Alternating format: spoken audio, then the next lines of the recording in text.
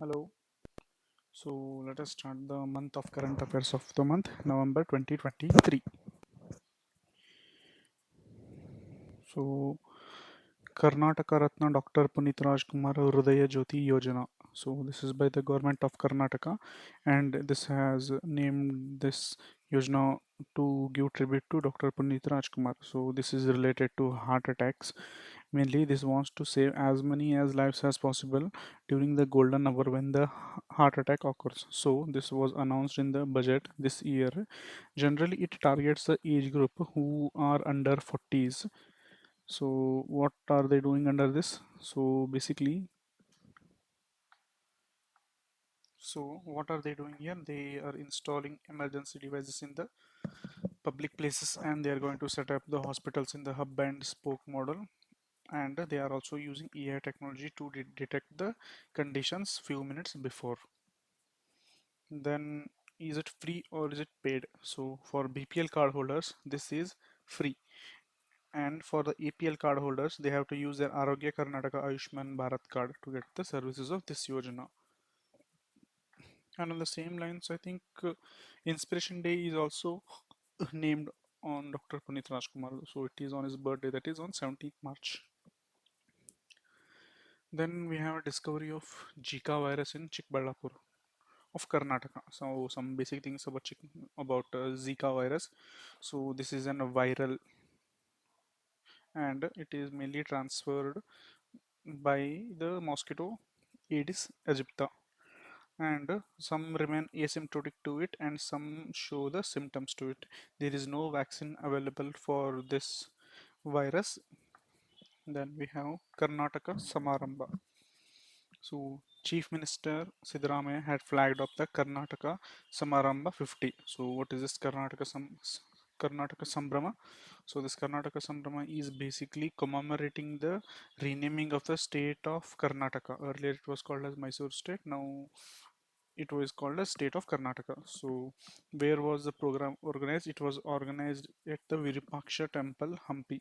So what are the major highlights of it? There are actually two highlights. One is the Karnataka Jyoti and another one is the Karnataka Suvarna Stamba. So Karnataka Jyoti was lit by the chief minister.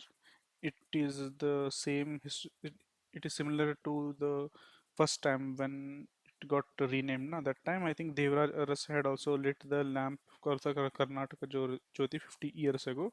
So now the same thing has been done by Siddaramaiah, and this lamp would tour the entire state for the next 1 year.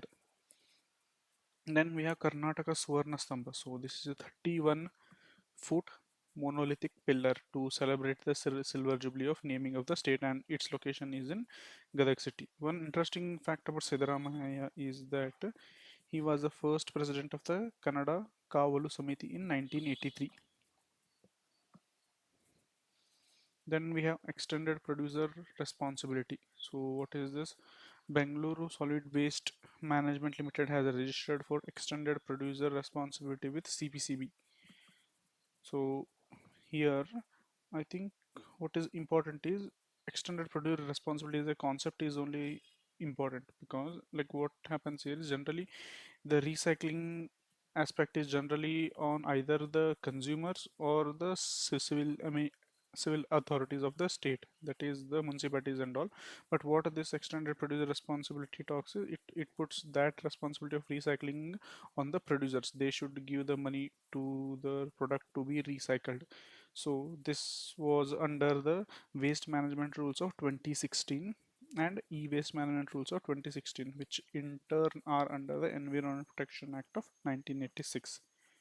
So it is applicable for plastic and electronic products. And where is the waste to energy plant in Karnataka? It is in Biddi. New horticulture center has been established in Bangalore. Not so important.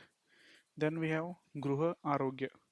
So Gruha means home. So this will be home to home health screening.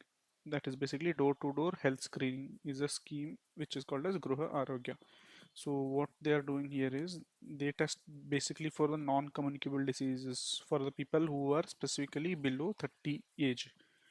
and this first phase has been started in the 8 districts of Karnataka. Generally, four people, mainly the ASHA workers, the primary health officers, and the community health officers, visit the homes, around 1,000 homes, and they raise awareness about hypertension, diabetes, cervical breast cancer, and mouth cancers to the young people. After they raise, if they check and anything is detected, then they mainly transfer the case to the next the Talaka hospital or the community health center. And if they feel that they might get the diabetes or hypertension in the future, so they will arrange telecommunication with the doctors also in that case. And after this has been done, or when the house had been surveyed, or that the house had been screened, then they are going to paste a sticker on the Gruha Arogya sticker that is on their house, showing that this house has been verified, something like that. Then we have Karnataka EV policy. Karnataka was the first state to bring the EV policy in their 2017. So now there is new EV policy, but the news is it has revised the policy. So what is in this new revision? They want to attract around 50,000 crore in investment to create 1 lakh job in the EV mobility sector in the next 5 years. Generally, the investment and the job will be it will be into two only, mostly, not always. So 50,000 means it will be 1 lakh jobs, something like that. So what they want to do in this Karnataka EV policy, they want to establish model EV cities. So what are these model EV cities? Basically, these are the cities from where the other surrounding cities can learn on how to adopt EV and all. So there are basically four. They are three are in North Karnataka, one is in the Southern Karnataka. From North Karnataka we have Hubli Dharwad, Belgaum, and Kalburgi. And from the south we have Mysore. Remember, it is not Bengaluru, because Bengaluru is now only it is like model EV city, because there are more number of EV vehicles here. So they have to choose the other one. So they had chosen Mysore. Then we have creation of large EV clusters, means where the manufacturing of these EV vehicles will be done. So they have selected two places. One is the Gauri Bidanuru and Chikmaligewadi. So Gauri Bidanuru is in Chikballapur and Chikmaligewadi is in Dharwad. So here they are going to provide a capital subsidy of 30% and the reimbursement on rent of 30% for the development of the EV clusters. Then we have KEER city. First important here is the abbreviation, that is knowledge, healthcare, innovation and research city. After this, what we have to know is like where it is. It is in Bangalore. So what is this basically? Here basically they want to attract the foreign investment, especially in these fields, knowledge, healthcare, innovation and research, and they want to generate the jobs. Basically they are planning to attract around 40,000 crore investment and 80,000 jobs. See here also that formula works, 40,000 into 80,000. So this will be generally it will be correct only. Then around they also want this to contribute around 1 lakh to the state GDP. Then we have Bhima River. Bhima River has dried away. So what is important here is not this news, but what are so the basics of Bhima River. So it flows through Maharashtra, Karnataka, and Tamil Nadu, and it has its origination in the Bhima Shankar Hills of the Western Ghats in Maharashtra. It enters Karnataka in the northern part of the state, and finally it enters Telangana, where it merges with the Krishna River. So it has its tributaries like Mulla, Mutta, Indrayani, and Bhama rivers. So one, two, three, four. So there are basically four tributaries: Mulla, Mutta, Indrayani, and Bhama rivers. So some basic about Krishna River also we have to know its tributaries. Its tributaries basically in the left tributaries we have basically Bhima, Dindi, Musiri, Pallaru, Munnaru, and in the south we can remember the top one as BD, MPM, something like that. Bhima, Dindi, Musiri, Palleru, Munneru. Palleru, Munneru we can easily remember. We have to remember only this three: Bhima, Dindi, and Musiri. And in the right bank tributaries, we have popular rivers of Karnataka: Tungabhadra, Ghataprabha, Malaprabha, Koyna, and Veena DP. Here D stands for Dudh Ganga and P stands for Panchganga. So these are right bank tributaries. So this Bhima River is also important because one of the most important and the holy cities, that is Pandrapur, lies on this its bank. So this becomes very much important. Then we have Bangalore Climate Action Plan. So Bangalore has also drafted is also drafting its climate action plan. So is this the first district or the first state to draft the action plan? No. Like Mumbai and Chennai have already have the climate action plan in India. So this is the third one. Here the thing that is important is like who is its consultant partner. So it is the World Research Institute is its lead consultant for this program, and the nodal agency who will be implementing the plans that have set by the World Research Institution will be BBMP. So what will be their aim? Basically, climate action plan means dealing with the greenhouse gas emissions, sustainability, those things only. Then we have Karnataka public schools. They have decided to upgrade 3,000 Karnataka schools as Karnataka public schools in the rural areas. Basically, when were these schools launched? These were launched in the year 2017-18 under the aegis of Department of Education, both English and Kannada medium, and it is from LKG to 12th. So they are on the lines of the Kendriya Vidyalaya of the center, and the funding for these schools. This is very important. The funding for these Karnataka public schools will be through CSR, that is corporate social responsibility. One important fact of this is Karnataka government is also giving a ragi malt in addition to the milk under Kshira Bhagya program to the students in the morning of all government and government aided schools. Ragi malt means basically ragi ambli. Then we have fruits portal in Karnataka. This is in news mainly because Karnataka has made it mandatory for the registration in fruit portals for the farmer to get the drought relief. So what is important here? So what does the fruits portal expands to? It expands to farmer registration and unified beneficiary information system. That is here like UBIS is there actually, but we don't see that in fruits. So in the exam they will just ask the abbreviation only. So remember, farmer registration and unified beneficiary information system. This is a database of all the farmers.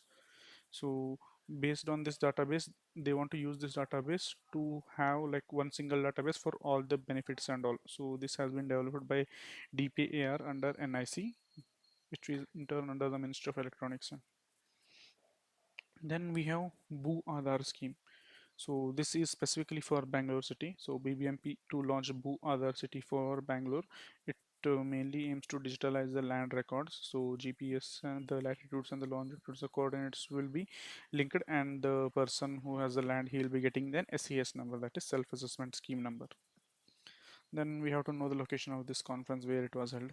Law Asia conference. So this was held in Bangalore only. Then Bangalore Safe City project. So this is also under news because a new command center has for the Safe City has been inaugurated in Bangalore. So some basic things about Safe City project. This is not that old project. Like we might feel like we have heard this term Safe City. It might be earlier, but no. This was actually launched last year only formally. So it was launched in 2023 March. What basically it is, Safe City project means they want to use the cutting edge technology in providing security, preventing and investigating crimes, and also ensuring the proper surveillance of the public, generally in the public places. So basically it is setting up the cameras in different places, or the most important places, or the hotspots by the Department of Police. So where does they get money to add this much amount of cameras? So the money is under the Nirbhaya scheme. So who is the partner, or who had got this Nirbhaya scheme means who will be setting up all the cameras? It is Honeywell Automation Company. So this company will be setting up the camera. So is this a central sector scheme or a state sector scheme? It is a like the contribution. I think it is central sector. It is a central sector scheme, means there will be contribution from both state and the center, about 60 to 40 percentage. Then we have Bannerghatta National Park Sloth Bear Rescue Center. What is important here basically is the location. Where is this? Like Bannerghatta National Park Sloth Bear Rescue Center. It is in Bannerghatta. In exam, they will just ask the Sloth Bear Rescue Center is in dash. So it has to be Bannerghatta. So like it is basically by the Karnataka Forest Department and the Zoo Authority. It is the second largest sloth bear rescue center in the world. The first one is in Agra. So these sloth bears are generally native to the Indian subcontinent. They are nocturnal means active in the night, and their IUCN status is vulnerable. Then we have Sheetalli Sanctuary. So where is this? This is in Shimoga actually. So National Green Tribunal has set 6 months deadline to accord eco-sensitive zone tag to Sheetalli Sanctuary. So location we know it is in Shumaga, and it also has some human settlements in it.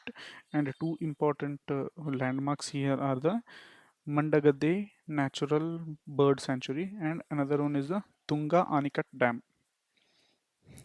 Then we have Bagir Hukum cultivation Karnataka. So here what happens is like in Akrama and Sakrama scheme, there was a scheme called as Akrama and Sakrama, where the district administration authorities had recovered the land that were encroached or under illegal occupation, and they are now under the revenue department.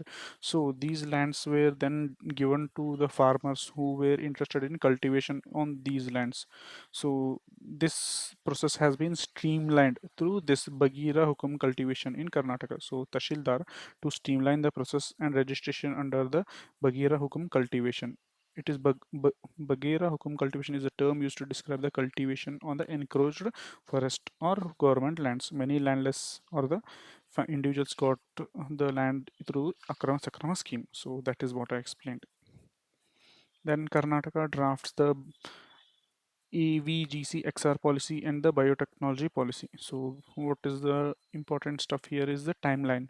So this actually came in budget in 2023. So it will start at definitely from 2023 plus 8 years. So sorry plus 5 years.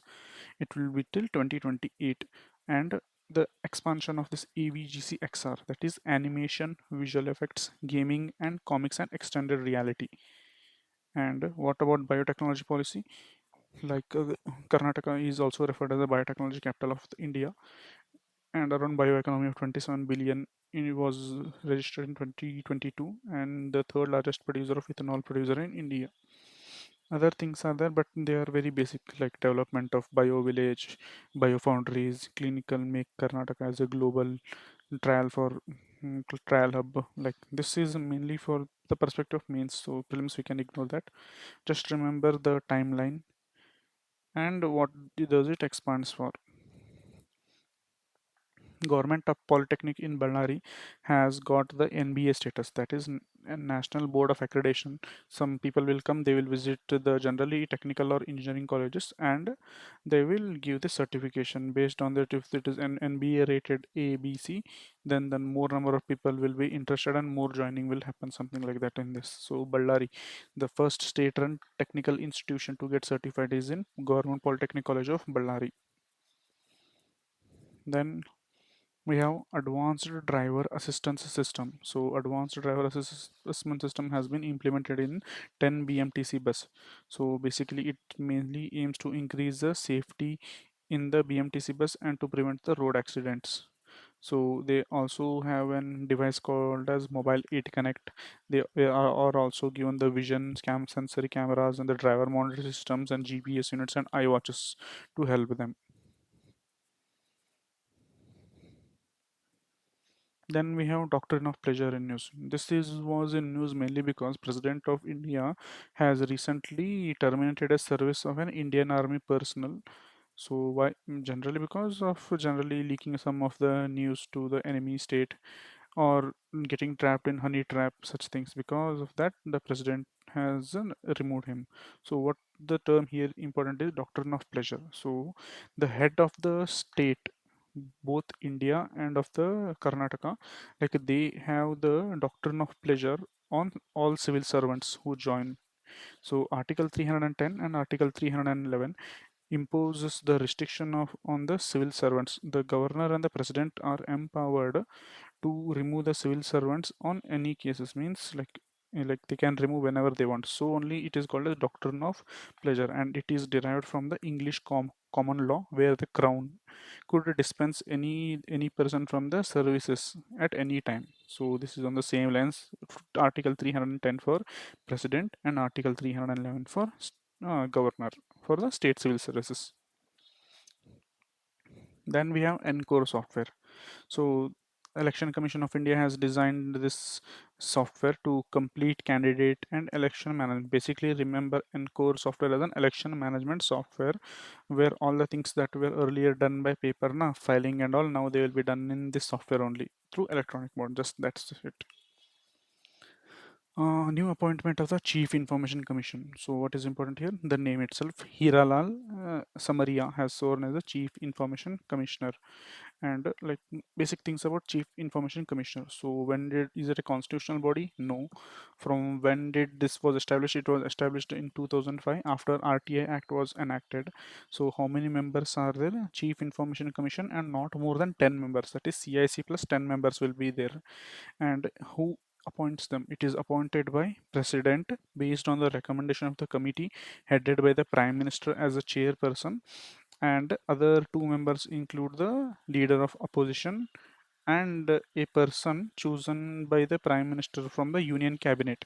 So this is not that great of important post as compared to other bodies, no. So there will be no CGI, there will be no home minister and all, so only three people: prime minister, leader of opposition, and a union cabinet minister nominated by the prime minister, and they will have the term till 65 years of age. And one peculiar thing of what is, they are not eligible for reappointment. Then we have special category state. So Bihar cabinet has passed a resolution asking the center to make it as a special category state. So we have to know what is the special category status for the states. So basically, if like this concept was actually introduced in the year 1969 based on the recommendation of the Fifth Finance Commission.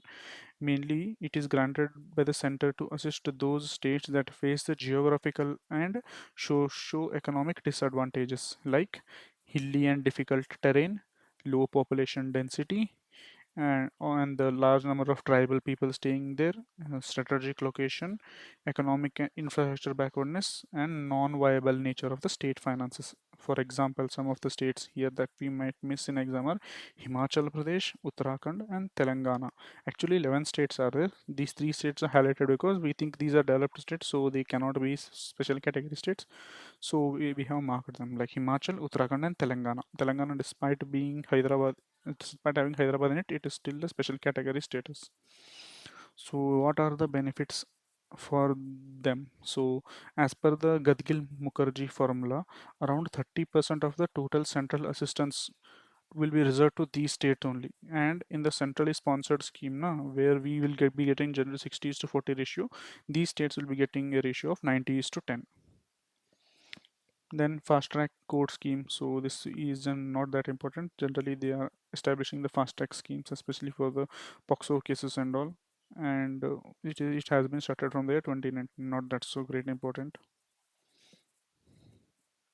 Then we have National Efficient Cooking Program. So whenever we hear the word efficient, go for something related to efficiency in the options. So this is by the Energy Efficiency Services Limited. So this program has been launched. So what does this program mean? For the name itself suggests a national efficient cooking program means affordable and energy efficient induction cookers. And some basic about EESL. It is under Ministry of Power and it is joint venture of NTPC, Power Finance Corporation, and REC Limited and Power Grid. So this was started from 2009.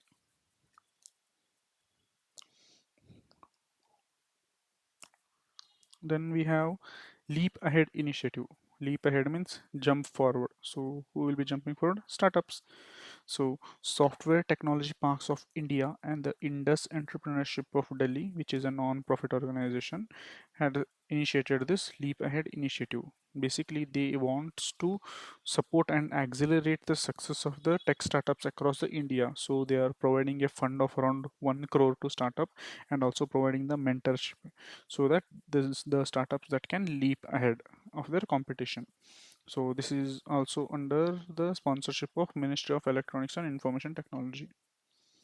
Then Delhi odd even scheme is in news. So some basic things we have to know about the odd even scheme also. So the odd even is decided by the last number, not like if it is something like last two digit 23, they cannot say this is They have to only see the last three digit, means the last number actually of the license plate is considered. And there are some exemptions, especially for the, this is for the EV vehicles, CNG vehicles, and emergency vehicles. And it is usually not implemented in the all year, means all 365 days. It is only implemented on specific time period when the air pollution levels in Delhi reach the hazardous levels. Then we have Disha, that is, Disha is basically designing innovation, solutions, and holistic access to justice. Disha. So this is a pan-India legal literacy and legal awareness program which was launched in 2021, and it is under Department of Justice. So what it is doing, it is basically consolidating the four programs and increasing the awareness about the legal system. So Telelaw, Nyaya Bandhu, Nyaya Mitra, and legal literacy awareness are being clubbed, and they have been now projected as a new scheme called as Disha. Then we have energy conservation building code. So this is important because in the recent report, India was appreciated for its energy conservation building code. So World Energy Outlook was released by International Energy Agency, and India was cited as a noble notable exception for being among the few emerging market and developing countries to have high energy efficient building codes. Means the generally the countries that are on the same level of India, they do not have such things as energy conservation building code, but we have that now. So we are appreciated for that. So approximately 23 states have notified that they are going to enforce the ECBCE rules. It is generally for the commercial buildings. It is not for the residential buildings, and that too that are going to be newly developed. If there is an existing building, it is not ECBC, they will ignore it. But if you are constructing a new commercial building, they try to push you to follow these ECBC codes. So some basic things about ECBC codes. So it is devised by the government of India for brand new commercial buildings with a load of 100 kilowatt and above, and it falls under the Energy Conservation Act of 2001. And who is implementing this? Bureau of Energy Efficiency. Then National Cooperatives Organic Limited, they have launched actually some new products which are Bharat Organics, and we they have new added new things in this as tur dal, chana dal, sugar, rajma.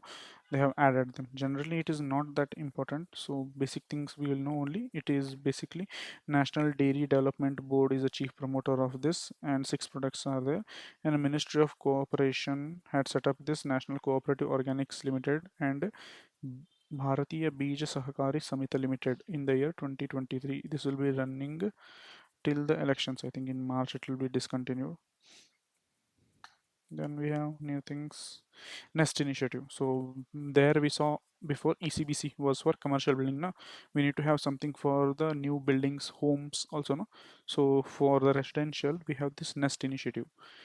Indian Green Building Council of Confederation of Indian Industries have launched a rating and certification initiative called as Nest. This is for the residential units to build green homes that control and limit the carbon emission. So these two initiatives, the Nest initiative and the ECBC initiative, together is going to help achieve India the net zero carbon status in 2070. So remember this target is also important. So when is India going to be carbon neutral or net carbon zero? It is 2070.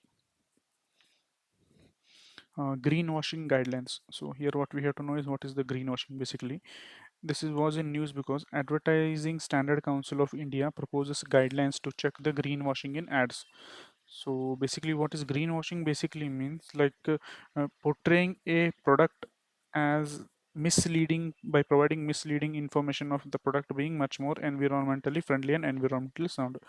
I think you know a product called as Wow product, na? They used to promote in every YouTube channel. They used to say that by buying one Wow product, you are going to get one plant will be planted for every one buy. But actually, this was investigated and found that it was not doing so. So like you feel that we are doing something for nature, but in fact it will be not there. So for such things where you are misled or false impression is created of the product being environmentally friendly and environmentally sound, this is called as greenwashing. and some basic things about Advertising Standard Council of India. It was set up in the year 1985, and it is not a government body. Actually, it is a self-regulating organization of the advertising industry in India. Means basically, the people in the advertising industry only, they only come and they only group among themselves and they only form the board. So as like there is no government official in it, and this is not regulated by the government. They try to regulate themselves. Then we have Sites 2.0. Union government has launched this cities, not sites, cities 2.0 challenge. So it stands for cities investment to innovate, integrate, and sustain. So what it aims for basically is it aims to promote the circular economy in urban areas. So French Development Agency, European Union, and National Institute of Urban Affairs are involved, and this wants to mainly promote circular economy. Then we have Pradhan Mantri Garib Kalyan Anna Yojana scheme. So this was a scheme that was actually launched in the COVID times, mainly to provide the food to the um, people who were under PDS and all. So now this has been extended till 2028. So it was launched by Government of India to provide free food grains to vulnerable sections of the society during COVID-19 pandemic, and the center provides 5 kg of free grains per month to the poor in addition to the subsidized 2 to 3 kg ration that is provided under the NFSA Act to the families covered under the PDS, and wheat is given to the states of 6 states in the north generally, and for the other states it is the rice only. And families who belong to Antyodaya Anna Yojana and Priority Household can also get this scheme also. Then we have drones for women. So Union government is planning to give around 15,000 drones to the women who are in self-help group. So how is the funding? Will all the money be given by government only? No, as self-help group itself is some kind of economic body, so they have their ability to generate funds. So government is asking around contribute around 20%, and we will give around 80%. So you can buy a drone, and from this drone you can earn money also. Like drones are generally used in surveys. They are also used in spraying the pesticides. They are also used in surveillance. So drones will be given to women self-help groups. Then we have digital life certificate. Life certificate means like something insurance related, right? So nationwide digital life certificate camp 2.0 campaign has been launched. So digital life certificate for pensioners scheme for government of India is also called as Jeevan Praman. It is a streamlining the process of getting this certificate and making hassle free and much easier for the pensioners to ease living of the central government pensioners. Means basically this is to ease the central government officers, central government pension issues. So next we have Bharat Atta. So Union government had also launched this Bharat Atta, which is a fortified wheat flour. So this is also not that important actually. Then we will go for tribal youth exchange program. So by whom it is done? It is done by actually Madhya Pradesh and Chhattisgarh. So these two states are doing the tribal youth exchange program. So what is basically main aim? Means basically tribal people do not have the general ethos or the lifestyle that the people of the cities and all have now. So whenever they visit the interior part of the country, so they feel isolated and shy and all, and they might also be get involved in some crime issues. So to prevent this cultural shock when they move in, the government of Madhya Pradesh and Chhattisgarh he has made this tribal youth exchange program where they are going to train the tribal youth how to be in the country's hinterlands. So we have they are going, it is actually organized by Nehru Yuva Kendra Sangathan with the support of Ministry of Home Affairs. They are going, there is going to be emotional linkage with the peer groups, cultural ethos, language, lifestyles will be shared, and they will also be allowed to interact with the President of India, Prime Minister, CM, Governor, and other VIPs too. Then we have Aina dashboard. So Aina means basically mirror. So basically here what it is, basically it is by Ministry of Housing and Urban Affairs, where the administrators will be entering data of the city into this portal. That's it. Basically this portal mainly collects the data from the data of the city from the administrators, which the data can be from any kind of things, like it can be data related to water supply, data related to electricity, data related to traffic, and all the information about the city will be present here. Before going to this PVTG mission, we will see this Amplify 2.0, because the INA dashboard and this Amplify 2.0 portal are both interlinked. So in Amplify 2.0 portal, this is also by Union Ministry, and this acronym is Assessment and Monitoring Platform for Livable, Inclusive, and Future Ready Urban India. So there in INA portal, they have entered data. Now that data will be displayed in this Amplify portal. So it provides data on range of information of several cities, including total diesel consumption, number of sample tested of quality water. So this data can be taken by the third party or the companies as a big data, and they can be analyzed, and the solutions for the problems can be given. So that is the main reason they will take the data from INA, put it and display in Amplify, which will be further taken by the companies, and they will try to make mm, what a profit of it by giving some kind of solution to it. So that's it. Then we have PVTG mission. So PVTG mission has been launched in this year's budget actually. So PVTGs are basically 75 PVTGs are there in the 18th state. They are basically the tribal groups who show primitive tribes, geographic isolation, low literacy or zero literacy, and negative population or zero population growth, and backwardness, who have primitive agriculture technology and generally depend for hunting and agriculture for their food. So actually, this is the first scheme for the PVTG, that is PVTG mission, and what it is basically giving the basic minimum services that are required for the tribes, na, like drinking water, roads, sanitation, education, basic level education, and nutrition and sustainable livelihood to PVTG people. What they are doing is they are generally clubbing. We have several programs. They all the programs are clubbed, and these all programs will be given to this. Under this has been renamed under one big umbrella scheme, that is PVTG mission. Then we will move to the economy news. Okay, payment aggregator cross border. So RBI had issued the line guidelines for cross border payment services. So what is a payment aggregator? So payment what is a payment aggregator? Basically, a payment aggregator is a company that mainly collects and accepts the payment from one party and makes it to another party. So think like Amazon Pay, Google India, then we have PayPal. These things are there, they are payment aggregators, they fall under Companies Act. So now RBI has issued new guidelines for that. They said that non-banking payment aggregators generally have to have the minimum net worth of 15 crore now, and by 2026 their net crore should increase to 25 crore. So some basic thing, just know what is payment aggregator. Then we have National Coal Index. So what is this? Who releases National Coal Index? It is by Ministry of Coal.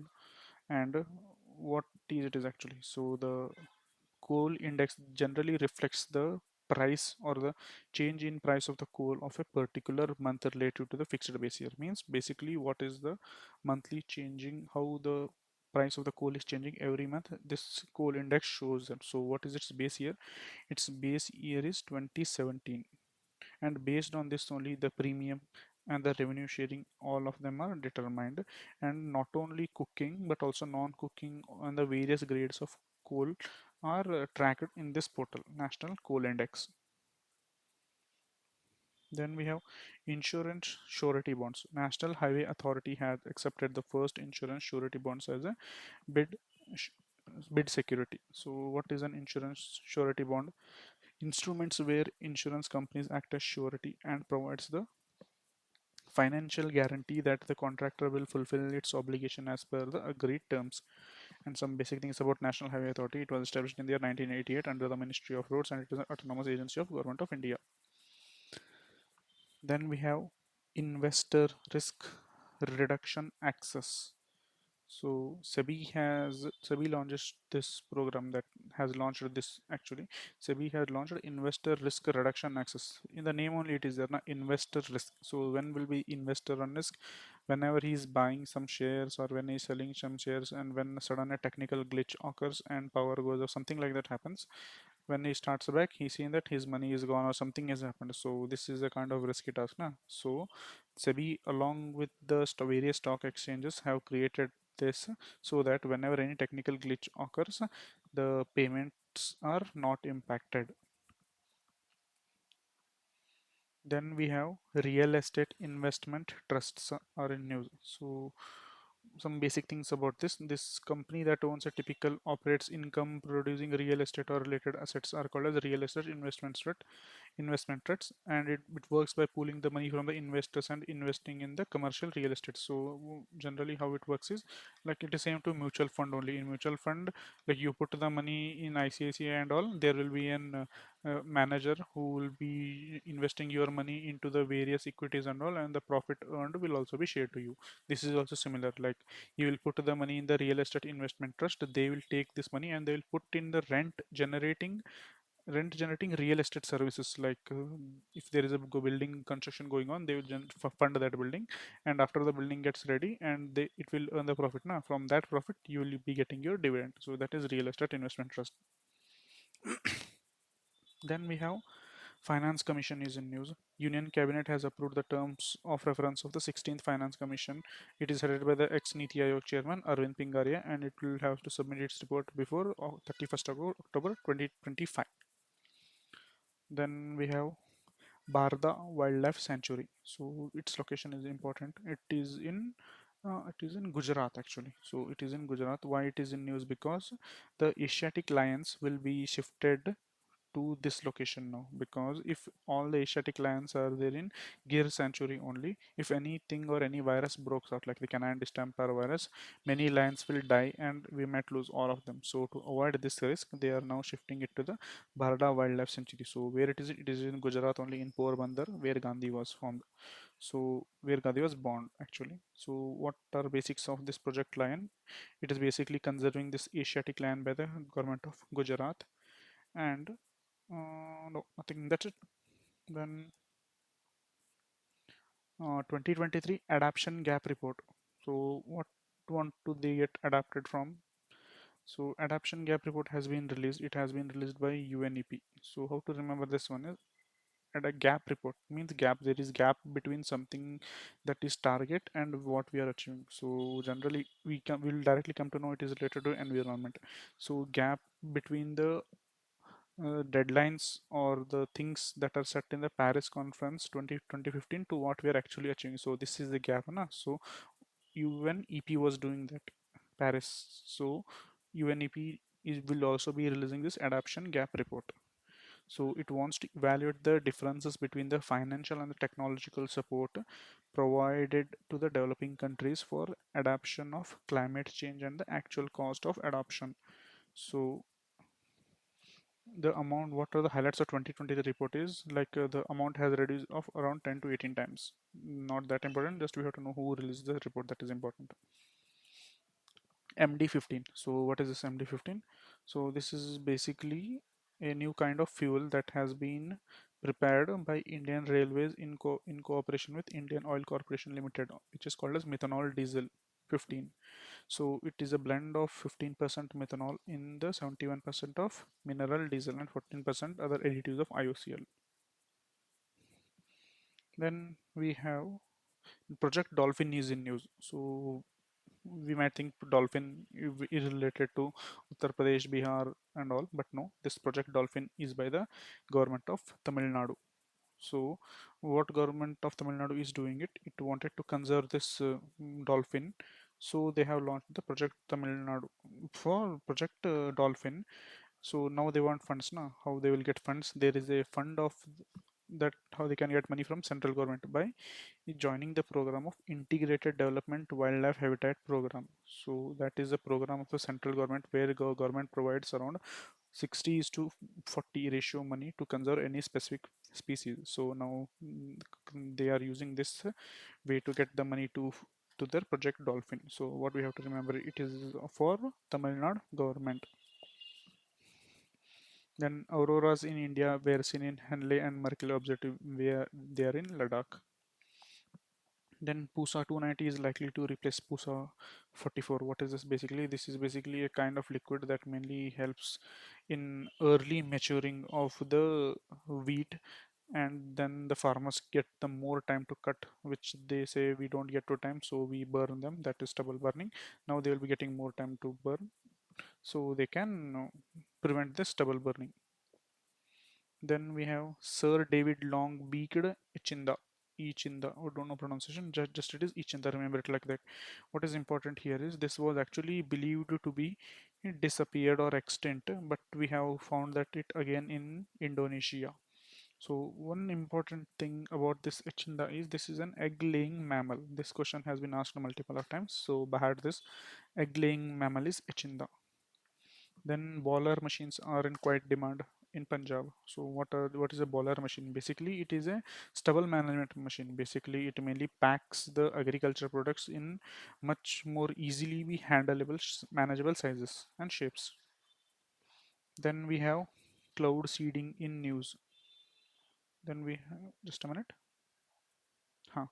Then we have cloud seeding in news, like the Delhi government is planning as a cloud seeding as a method to reduce the pollution. Because if the rain comes, all the particles that are present in the atmosphere get settled now down, so the pollution also goes down, and hence the pollution is goes the PM 2.5 they will go down. So what do they use for this cloud seeding? Potassium iodide, silver iodide, and liquid propane are used. So one condition you have to remember that is important for cloud seeding is super cooled water in the clouds. That is also important. Then a review of significant trade for red sanders. India has been removed from the review of significant trade for red sanders under the Convention of CITES.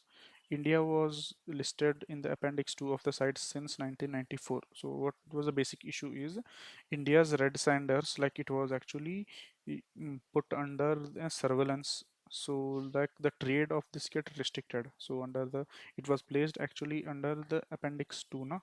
So the trade means it will be much more controlled, like the other country will not will take it easily until and unless it is from a good source and all something like that, which generally prevented India's exports of red sanders. So now India has come out of that, means now the farmers can grow it easily and they can export it easily.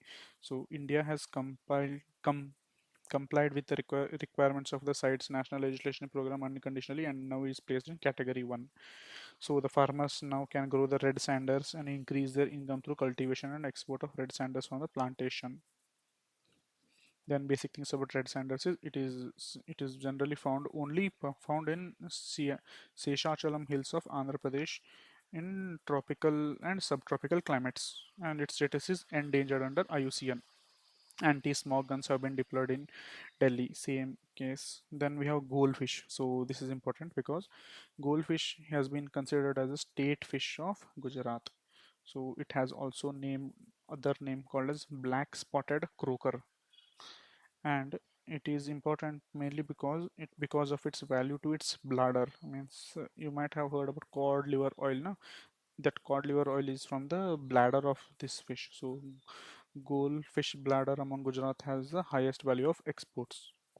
Then some important about the Global Fishery Conference India 2023. It was organized for the first time and Minister of Fisheries was handling it. It was held in Gujarat Science City. This is important because we don't think conference is getting held in this city. So Gujarat Science City is important, which is in Ahmedabad. And the theme was celebrating fisheries and aquaculture wealth. Then we have E prime layer. So this is a new layer that has been formed on the core part of the earth, outer core, especially because of the seeping of the water in seeping of the surface water into the core. Sea water has reached there also. Then we have gambusia fish. So this is called as a fish eating. No, this is a mosquito eating fish. So because of it, this ability, this has been introduced in certain states like Punjab, Andhra Pradesh, and Odisha. And this is originally from the United States and Central America. Then we have green leaf volatiles. So generally we have a tendency to believe that like plants do not feel the pain and all, like if you cut them and all.